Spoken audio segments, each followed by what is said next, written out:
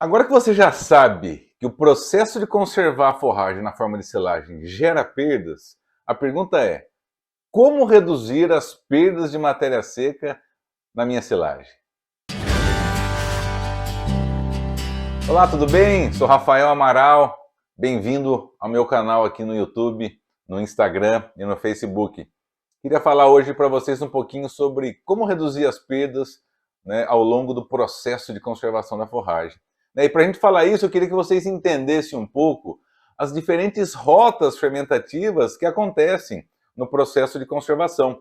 Nós já falamos de duas já nos vídeos anteriores. Nós falamos de rotas homoláticas e falamos das rotas heteroláticas. Porém, nós temos outras bactérias, né, e outros micro-organismos que habitam ali na silagem, que vai ser muito dependente das condições que ela foi colhida, da forma que eu estou armazenando, se eu vou ter presença de oxigênio ou não, enfim.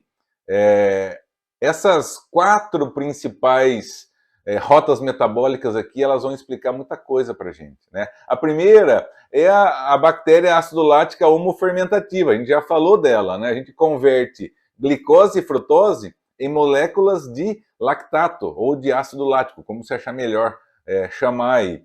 Perdas de matéria seca nessa rota aqui, ó, 0. Perdas de energia, 0,7. Existe uma pequena perda aí durante essa conversão. A gente não perde matéria seca, tá?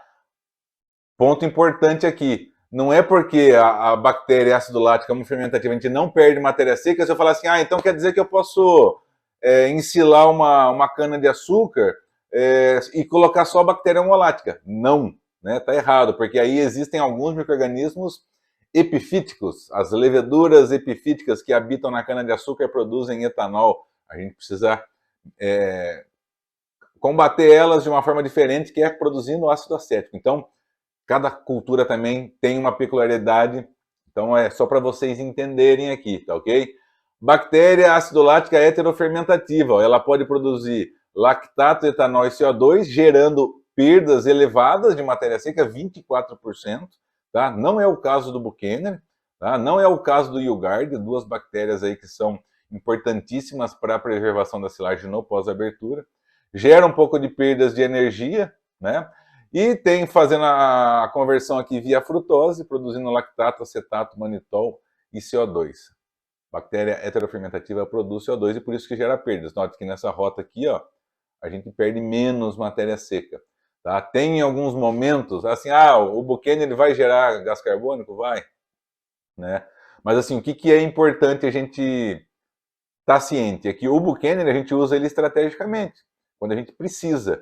Porque tem perdas no pós-abertura, depois eu vou mostrar para vocês, que podem chegar a 10, 15, 20% de matéria seca, simplesmente perdendo ali no pós-abertura. Então eu preciso controlar essa perda via produção de ácido acético, tá bom? Bom, Clostridiums, né, são bactérias aí que geram muitas perdas. Notem que a conversão de glicose aqui, produzindo butirato, ó, gera 51% de perda de matéria seca, quase 21% de perda de energia.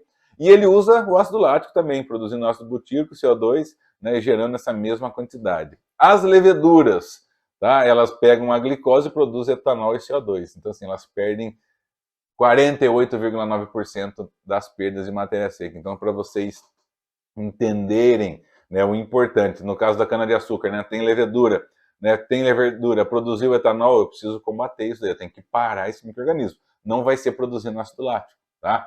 Clostridium, né? Como é que eu vou barrar o clostridium? Com bactérias que produzem ácido lático, porém, existe ali o ambiente que eu preciso criar para não ocorrer o desenvolvimento desse micro-organismo. Ou seja, silagens muito úmidas tem problema com clostridium. Então é para vocês entenderem um pouco como as perdas elas ocorrem aí, né? Uma das formas é a gente alterar a rota fermentativa para conservar, mas a gente precisa lembrar sempre do ambiente que essa forragem tá bom? Bom, e olha aqui, esse daqui é um valor médio de perdas ao longo do processo. A gente perde na colheita, a gente perde durante o enchimento e compactação, a gente perde durante o armazenamento, a gente perde durante a retirada. É que nem eu falei, o processo de produzir silagem é um processo de perdas, tá? A gente está aqui para tentar reduzir perdas. Como que a gente perde na colheita? Perdas no campo, né? Perdas por respiração da planta. A planta está viva, né? A planta ela foi colhida ali, ela estava em contato com a raiz, ela tá gerando fluxo ali dentro, ela tem rota metabólica própria.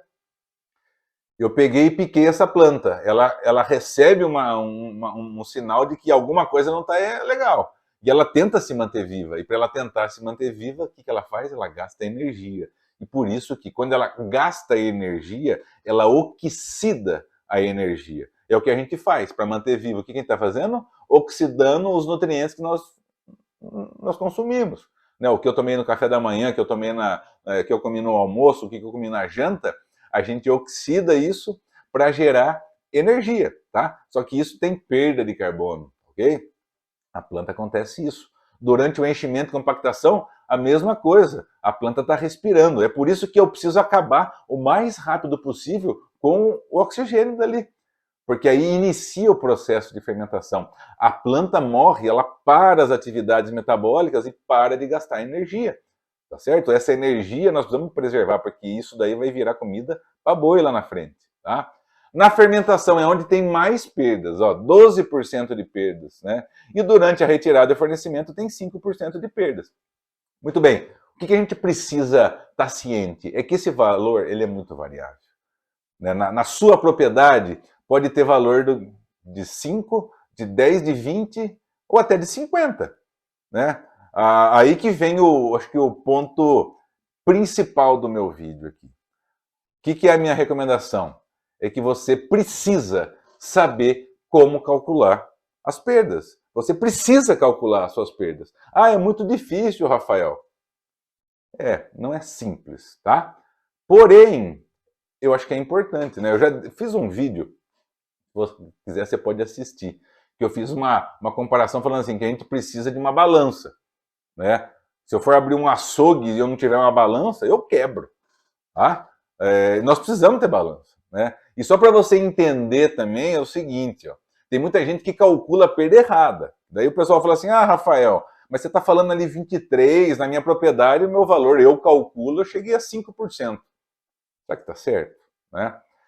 Olha esse exemplo aqui. Ó. Eu ensilei 100 toneladas e quando eu abri tinha 85. Ou seja, quando eu faço a diferença, eu tenho 15% de perdas. Tá? Ok. Mas essa perda ainda não é a final, porque a gente trabalha com perdas com base na matéria seca. Eu ensilei com 33 de matéria seca, ou seja, as minhas 100 toneladas, elas representam 33 toneladas de matéria seca. Quando eu abro o meu silo, a matéria seca não é a mesma, ela é menor, ela sempre vai ser menor. Corre perdas no processo. Tá? Fala assim, a matéria seca que eu achei foi maior.